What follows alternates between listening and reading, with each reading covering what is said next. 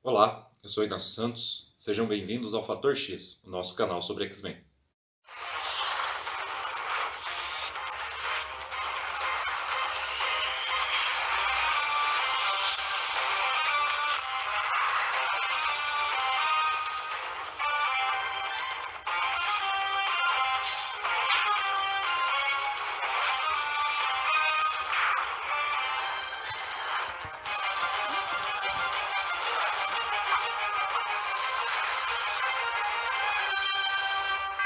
E hoje, domingo, dia de Top 10 Histórias dos X-Men, hoje com a quarta posição, Gênese Mutante, volumes 1 e 2, né? Saga completa.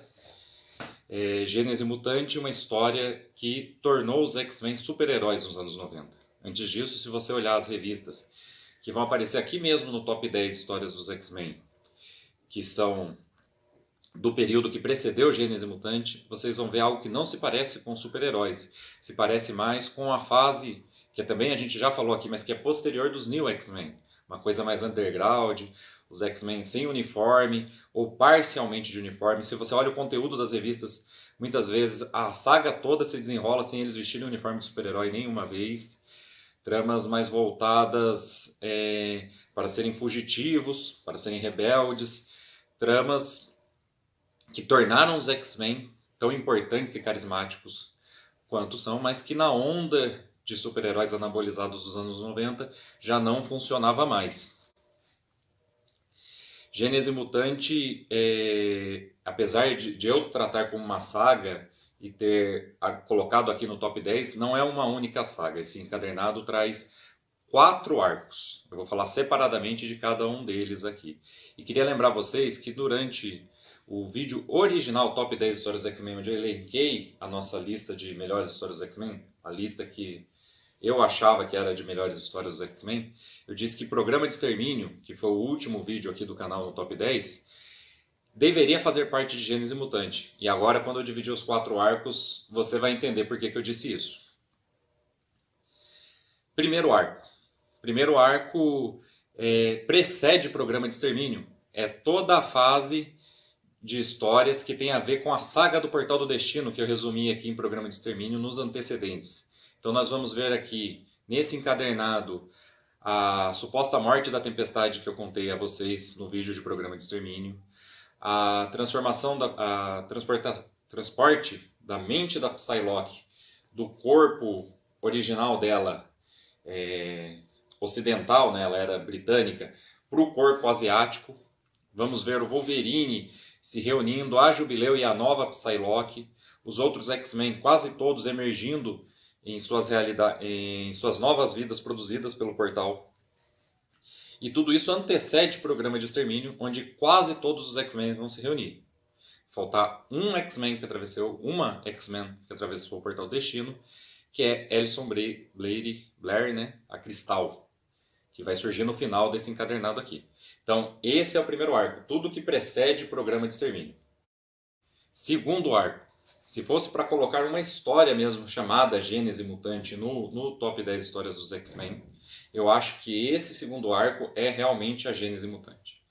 Os X-Men foram reunidos durante o Programa de Extermínio pelo Ford, que já os estava procurando, pelo governo Genosha, que também os estava procurando com outros objetivos, e pelos próprios X-Men, como por exemplo o Wolverine, que tem dois membros da equipe com ele, que é a Jubileu e a Psylocke, vê que os X-Men foram capturados pelos Genoshanos e vai agir unilateralmente com seu grupo, tentando libertar os X-Men, e assim a saga Programa de Extermínio, como eu disse, reúne os X-Men, reúne todos os X-Men que estavam dispersos desde o Portal do Destino e membros novos como a Jubileu. E gente de antes do Portal do Destino, como Banshee, que estava afastado, e o Forge, que teve grande participação em A Queda dos Mutantes, mas não era da equipe. Então, essa, para mim, é a verdadeira Gênese Mutante. A equipe dos anos 90 é gestada nesse arco e vai se reunir com um personagem já muito ausente, que é o professor Charles Francis Xavier, que estava em Shi'ar. Né? O professor Charles Francis Xavier sofreu graves lesões em seu novo corpo depois da Saga da Ninhada. Durante a Saga da Ninhada ele foi contaminado e sua psique teve que ser transmitida do corpo moribundo para um clone criado pelos Shi'ar. Um corpo que não sofreu as lesões causadas por Lúcifer, portanto podia andar, mas que começou a sofrer grande estresse. Primeiro, Xavier não se adaptava ao corpo, depois ele sofreu uma agressão, quase um linchamento, depois de uma palestra sobre direitos iguais entre humanos e mutantes. Ele chegou a ser afogado e ele começou a cada vez ficar mais debilitado, até que em Uncanny X-Men 200, durante o julgamento do Magneto, o professor Xavier é levado pelos Shi'ar para se recuperar e não vai ver os X-Men mais até Gênese Mutante. Essa história tem mais um mérito. Ela é um daqueles eventos gestados durante muito tempo, que eu sempre falo aqui, em que os X-Men eram ricos nesses eventos e que o leitor, aquele colecionador como eu e como vários de vocês que comprava todos os meses religiosamente a revista na banca, ficava muito recompensado. Então a gente ainda estava vendo os desdobramentos da saga do Portal do Destino, estava vendo onde estava a Tempestade, que tinha se retornado à idade de criança pela babá e que encontra o Gambit. O Gambit também é um desses membros novos que vai se unir aos X-Men definitivamente durante o programa de extermínio, na reunião que eu falei que é tão importante, e que Gênese Mutante vai consolidar, porque vai torná-los uma equipe, né? Em programa de extermínio é uma bagunça, eles são obrigados a se reunir, estão sendo caçados, estão indo em missões de resgate, e Gênese Mutante é a primeira vez que eles vão entender quem é realmente o líder da equipe, nesse caso a Tempestade, e vão agir como uma equipe mesmo. Mas bom, voltando. Naquele ponto da história em que a gente está vendo a Tempestade junto ao Gambit, existem em alguns exemplares 2 páginas de história mostrando lá em Shi'ar. Mostra um homem com uma armadura, um capacete de armadura na cabeça, sendo chamado apenas como líder, primeiro derrotando.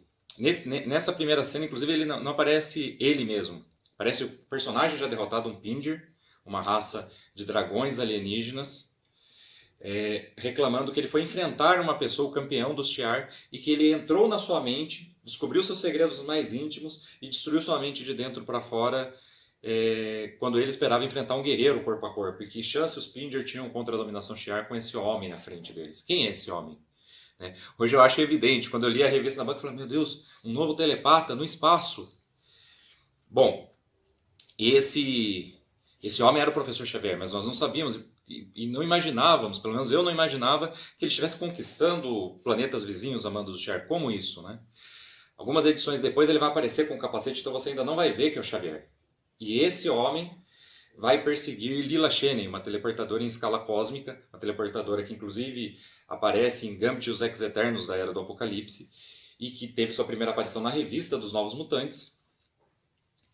E ela consegue fugir na última hora.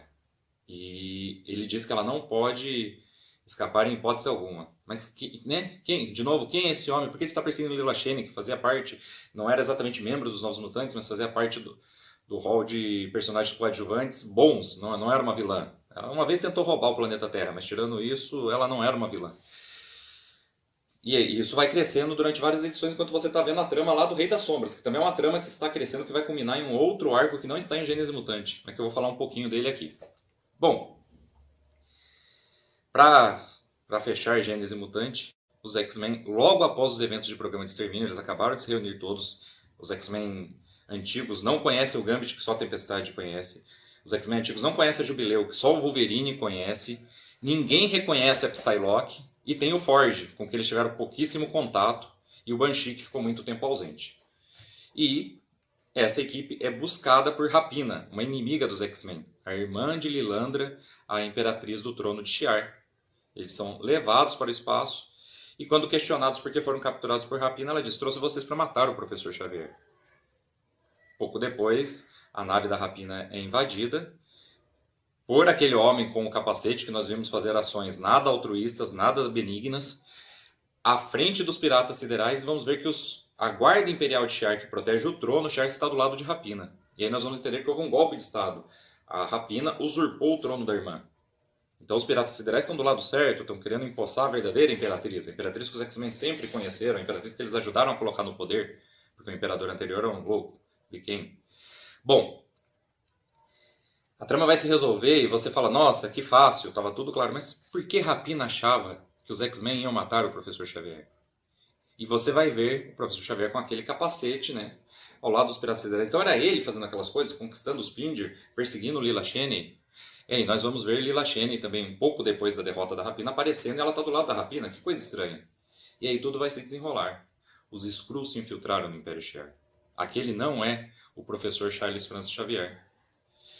Os Skrulls substituíram Xavier, não, por algum motivo que eu não entendo, não conseguiram substituir nenhum Shi'ar, então substituíram um Lord Chamberlain, mas nenhum Shi'ar nativo, aqueles que têm penas no lugar dos cabelos, como Lilandra, eles estão sendo mantidos controlados mentalmente pela cópia do Xavier, porque o Xavier e outros personagens com poderes são mantidos numa espécie de tecnologia viva, parece um animal inclusive, e enquanto eles estão presos lá, os Skrulls conseguem duplicar seus poderes. E assim, o Xavier andou expandindo o Império Shi'ar, mas a serviço dos Skrulls. Eles chamam o tempo todo de a Força Expedicionária, quer dizer, uma expedição que os Skrulls enviaram, provavelmente para dominar todo o Império Shi'ar por dentro. E ele mantém controlado mentalmente a Lilandra, o Gladiador e outros membros da Guarda Imperial que são nativos, enquanto o Lord Chamberlain, que visivelmente não é da mesma raça, porque o Império Shi'ar conquistou vários planetas com raças diferentes, que tem a pele toda branca e ele é careca, mas os poucos fios de cabelo que ele tem são cabelos normais, parecidos com os cabelos dos humanos. Ele é substituído por um Skrull. E aí nós vamos ter cenas fortes, como Wolverine matando o Professor Xavier, mas era o Skrull. E vamos ter no final, não só a reunião de toda a equipe, né, a equipe entendendo toda a trama, libertando os membros que já foram capturados pelos Skrulls, lutando contra o Império Shi'ar, como a volta do Professor Xavier, restaurado, pois a tecnologia Shi'ar restaurou a sua saúde, que em Uncanny X-Men 200 estava debilitada, e de volta a andar, porque aquele corpo não tinha os danos do corpo anterior, aquele é o corpo do clone para o qual ele transferiu sua consciência, né?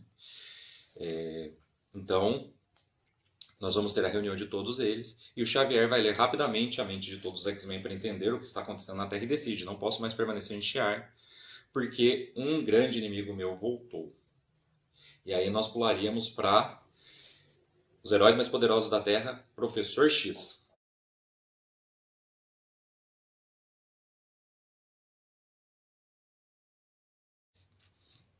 E em Os Heróis Mais Poderosos da Terra, Professor X, apesar de não ser uma história da qualidade dessa dos Skrulls e das outras duas que eu vou dizer depois, o X-Factor também vai atender o chamado Xavier, vai se dissolver, o X-Factor que era composto pelos membros originais dos X-Men, e vai voltar aos X-Men, o que vai dar origem a o nosso terceiro arco de Gênese Mutante. Terceiro arco de Gênese Mutante. Os X-Men são super-heróis, uniformes coloridos. Os X-Men que você viu na série animada dos X-Men de 1992, finalmente. Essa fase não tinha chegado ao Brasil. A gente via no desenho e olhava os X-Men. Wolverine com uniforme marrom, que eu particularmente adoro. Mas a Vampira sem uniforme, com a roupa toda preta e uma blusinha de alcinha por cima daquele uniforme preto, para ela não poder tocar as pessoas. A roupa preta, a malha preta até aqui, e uma roupa normal, social, de shopping, parece ela comprando no shopping numa das edições antigas do X-Men. Tempestade com moicano, roupa de punk, né? Não é que eu não gostava disso, mas eu não sabia, eu era criança, eu não sabia que os X-Men eram super-heróis até a edição que tinha, a edição que tinha essa capa aqui, que saiu no Brasil na época numa minissérie de luxo da editora Abril. Então os X-Men super-heróis agindo como super-heróis. E o Magneto, que sempre variou entre os dois extremos. Ao longo do segundo arco, que eu acabei de falar, dos Skrulls, tem o Magneto e a Vampira. Eu acabei não dizendo isso. E nós vamos vendo o Magneto, ainda com seu comportamento alinhado com os X-Men, mas um X-Men mais extremo, mais violento. Lembre-se, eu falei disso em programa de extermínio nos antecedentes, e vou falar disso de novo em A Queda dos Mutantes. Ele não foi avisado do plano Ômega. Quando os X-Men foram dados como mortos, o Magneto achou que eles morreram mesmo. Ele ficou sozinho e ele tinha se infiltrado no Clube do Inferno. Isso vai aparecer um pouco também durante a saga Inferno, que vem depois. O Magneto, junto ao Clube do Inferno, ele não é um vilão, mas também não tem os X-Men para nortear suas ações. E no arco que eu acabei de citar dos Skrulls, a gente vê em várias edições, pequenas participações do Magneto na Terra, ao lado da Vampira. A Vampira resolve aquilo que é seu problema psíquico com as memórias da Miss Marvel, que vira e mexe possuem ela e fazem... É como se fosse uma outra personalidade. O Portal Destino cria dois corpos, um da Miss Marvel e um da Vampira. E cada um tem toda a consciência de um e de outro. E no final só sobrevive o corpo da vampira, com a ajuda do Magneto. E por conta disso, a vampira aos poucos vai se restaurando, volta a ter seus poderes, inclusive os poderes que adquiriu da Miss Marvel, mas só com sua mente. O corpo da Miss Marvel, hoje é a Capitã Marvel, mas do Miss Marvel que estava dentro da mente dela, não da original, morre, termina por definhar e morre. E ela e o Magneto ficam juntos na Terra Selvagem e ajudam a SHIELD e uma força da ONU a lutar contra a Zaladani, outra dessas vilões gestadas durante várias edições que apareceu pela primeira vez no anual dos X-Men, acompanhando o Alto Evolucionário na sua guerra evolucionária, quando ele tentou evoluir a humanidade à força.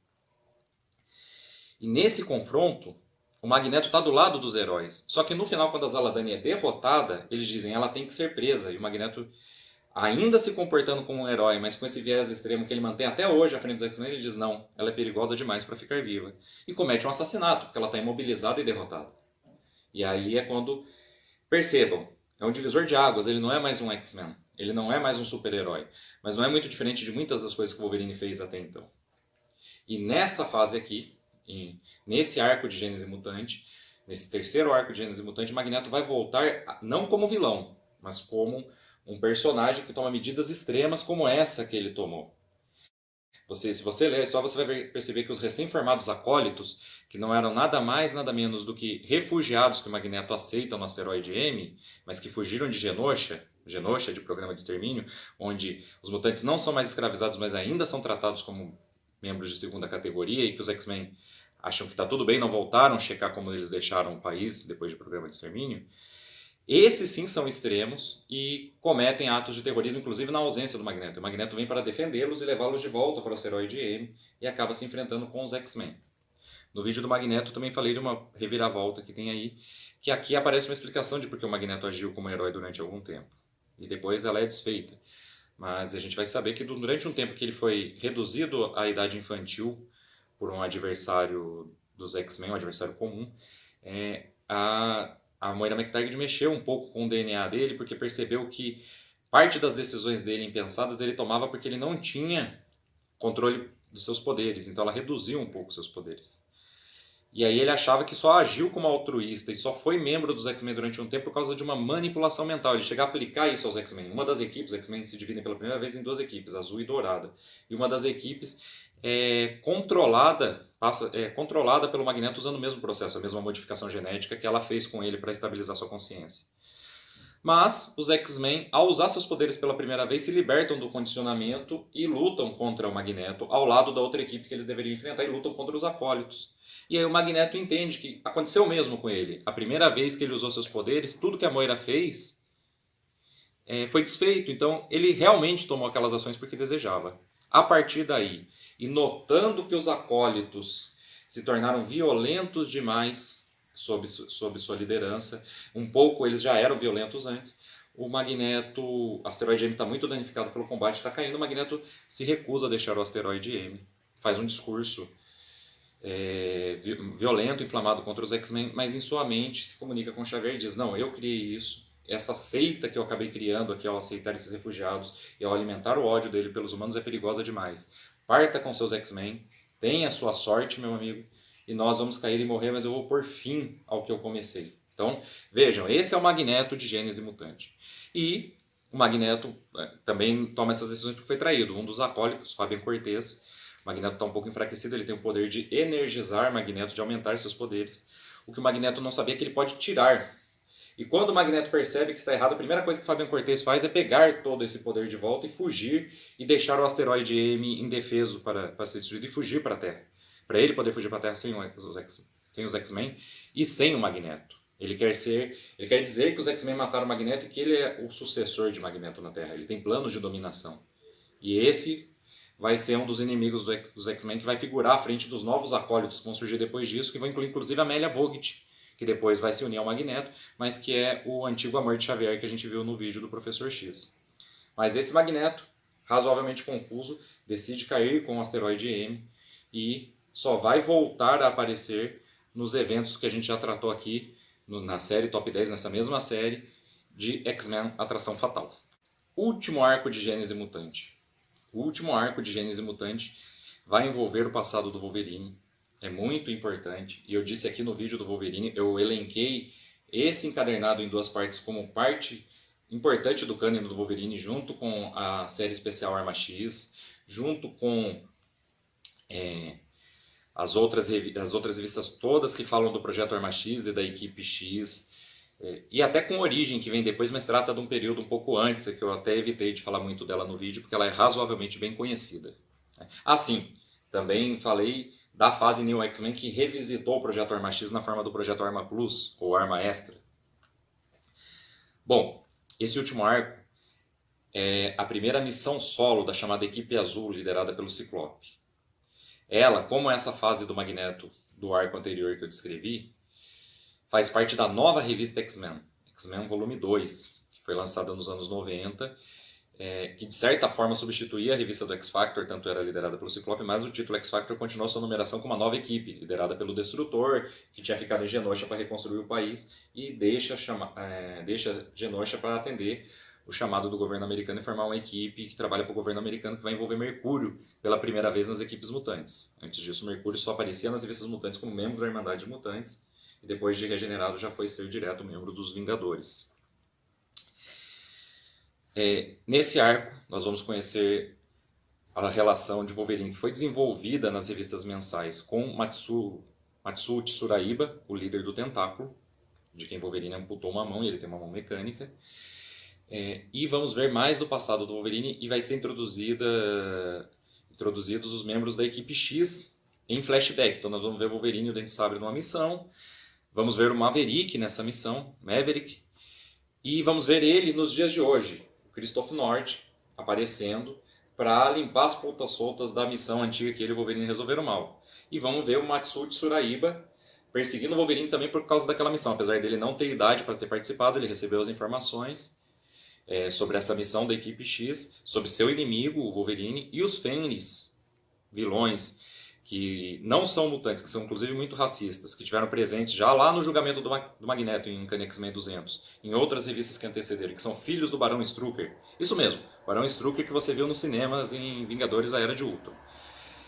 São filhos do Barão Strucker, têm poderes, mas não são poderes de origem mutante, odeiam os mutantes, são eugenistas, são racistas, vão se unir ao Matsuo Tsuraiba. Eles já fizeram isso, na verdade, num arco de Gênese Mutante, aquele arco que eu falei que antecede o programa de extermínio. Nesse arco a gente vai ver eles se unindo na história Cavaleiros de Madripoor, que também poderia entrar pro cânone do Wolverine. Mostra muito do passado do Wolverine e sua ligação com Viúva Negra, Capitão América, suas ações durante a Segunda Guerra Mundial.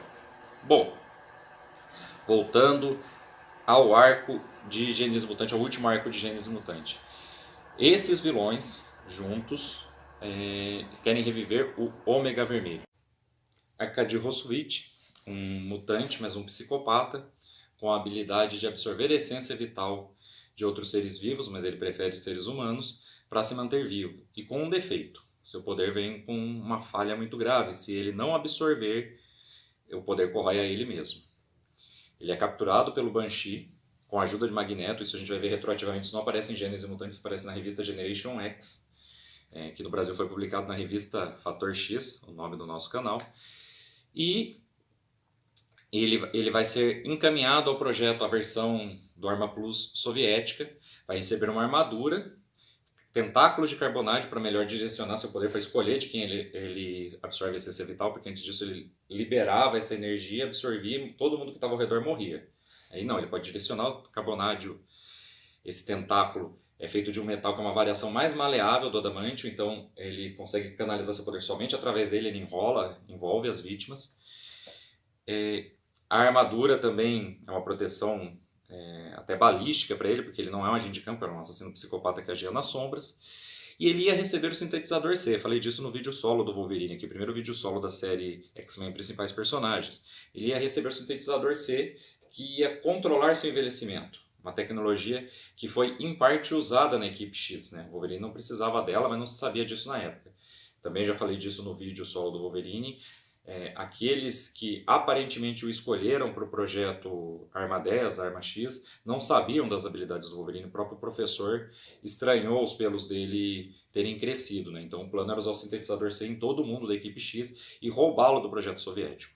Mas o Wolverine decide não levar de volta, por causa de uma traição cometida pelo Dente Sabre, que já era da equipe, e ele esconde o sintetizador C, sabotando a chance do Ômega Vermelho viver para sempre e talvez sequer ser obrigado a usar seus poderes com tanta frequência e sacrificando a chance, pelo menos por um tempo, do mesmo ser feito com a equipe X. Depois nós vamos saber que foi feito, tanto que os outros membros da equipe X que não tem fator de cura estão vivos até hoje, inclusive o Maverick. A história vai se resolver. Os X-Men vão derrotar o Ômega Vermelho, vão derrotar Matsuo Tsuraiba, e nós vamos ter no final uma cena onde Maverick, aparentemente ajudando o Wolverine, mas mais para silenciar pessoas que possam falar sobre o projeto, ele está ali a mando do governo, mas o Wolverine não percebe isso inicialmente. Ele vai balear o Dr. Cornelius. O Wolverine, inclusive, vai comentar, o que vai nos fazer pensar que o Dr. Cornelius está morto. Vai falar assim, mas bastava ter dado um tiro de aviso, um tiro no ombro. Então você acha que ele deu um tiro na cabeça, né, ou no peito e matou o Dr. Cornelius. Mas, em A Morte do Wolverine, nós vamos ver o Dr. Cornelius vivo e bem. Inclusive, ele é o responsável pela morte do Wolverine. Bom, o grande saldo de Gênese Mutante após a captura, então, do Dr. Cornelius e a consolidação da união dos Fênix e do Matsuo Tsuraiba contra os X-Men, principalmente contra o Wolverine, é a entrada do Ômega Vermelho para o cânone dos X-Men, sua origem, que eu contei agora, e a entrada do Maverick, que ia ser muito importante, ia figurar ia ter inclusive uma edição curta solo nos Estados Unidos, ia figurar no título Futuro Arma X, que seria um título de uma equipe, inclusive liderada pelo Dente Sabre, mas sob as ordens de um soldado remanescente do projeto Arma 10 original, Malcolm Concord. E o Maverick também ia ter versão no cinema. Como essa equipe X que aparece em Gênese Mutante e que também aparece na revista mensal do Wolverine. Tá? Seria em X-Men Origins Wolverine. Ele apareceria mesmo com a sua etnia mudada, mas ele é o Agente Zero. Lá é chamado de David North, mas que é um nome que ele também usou. Né? Ele também usou esse nome de David North, como todos eles usaram codinomes em vários momentos da vida. E durante o título Arma X, que é o título que vai sair depois, nós vamos ver a transformação do Maverick em Agente Zero. Né? Então, isso que faz a gente reconhecer ele em X-Men Origins Wolverine, apesar da etnia ser mudada, o homem é um oriental, mas como o Agente Zero sendo o Maverick que foi introduzido em Gênese Mutante. Espero que vocês tenham gostado. Esse é mais um vídeo da nossa série Top 10 Histórias dos X-Men, que volta domingo que vem com a terceira posição, X-Men Massacre de Mutantes. Apesar de eu não ter falado tanto desse personagem, na quarta-feira o vídeo solo é sobre o Ciclope, que vai se tornar o líder absoluto dos X-Men. A Tempestade vai passar a liderar uma equipe, inclusive no título mais antigo, que é muito importante, Uncanny X-Men. Mas você vai ver que as histórias mais importantes se desenrolam no título novo. X-Men é o título com a equipe azul liderada pelo Ciclope, com o Ciclope à sua frente. E por isso, por gestar o Ciclope, gestar o retorno do Ciclope à volta da liderança dos X-Men em Gênese Mutante, é que o Ciclope é o personagem solo do nosso vídeo de quarta-feira. Esse é o resumo de Gênese Mutante. Antes de me despedir, queria aqui apresentar também o nosso parceiro, hqencadernaçãocaseira.com, onde você pode não só encadernar suas sagas favoritas, como escolher box para guardar suas coleções de capa mole, como essa Gênese Mutante, Atração Fatal e várias outras. Espero que se você gostou do vídeo você possa curtir o nosso vídeo. Sempre é muito bom quando vocês curtem o vídeo. Você diz para o YouTube que gostou do nosso conteúdo, que gostou do material, e isso ajuda a melhorar a visualização desse vídeo para que mais pessoas possam conhecer o canal. Também para que mais pessoas possam conhecer o canal, eu peço que você compartilhe o vídeo, que você envie esse link nos grupos que falam sobre X-Men, do Facebook ou do WhatsApp, para os seus amigos que gostam de X-Men, que podem gostar desse conteúdo, para aquele seu amigo que não gosta de X-Men, mas gosta de super-heróis em geral ou é fã do MCU, porque eu acho, inclusive, que muitas das sagas que nós dizemos aqui, que nós falamos sobre elas aqui, e que não foram adaptadas para o cinema, nas mãos da Marvel vão ser. Um exemplo disso, o terceiro arco de Gênese Mutante, mas que é o primeiro arco da revista mensal X-Men, volume 2 de 1990, até hoje, a primeira edição, é a revista mais vendida do mundo, nunca superada. E esse arco onde o Magneto é traído pelo Fabian Cortez, ele aparece como vilão de novo depois de muito tempo, mas é um vilão relutante, ele inclusive prefere morrer junto com os acólitos, que nem eu descrevi, né? Então ele não é um vilão terrível, para não espalhar seu mal pelo mundo, esse arco nunca foi adaptado para os cinemas. A gente viu o Magneto oscilando entre bom e mal durante toda a franquia da Fox, mas não vimos esses momentos em específico, não vimos os acólitos. E é um momento muito importante, a revista mais vendida do mundo não à toa até hoje. Eu acredito que vai ser adaptada, e muitas outras das sagas que a gente falou aqui. Então, mande para esse seu amigo também que gosta do MCU. Vamos fazer apostas e especulações aqui no canal, por que não? E se você não é inscrito, se inscreva. Também é muito bom que você se inscreva, aumentar o número de inscritos também aumenta a visualização, mas também permite que você, ao ser inscrito, ative o sininho. Inclusive, se você é inscrito e não ativou, ative agora esse sininho, para você poder receber nossas notificações. Mesmo que você não goste do vídeo que apareça lá, é só não assisti-lo, mas pelo menos você não gostou do tema, mas pelo menos você vai ser avisado.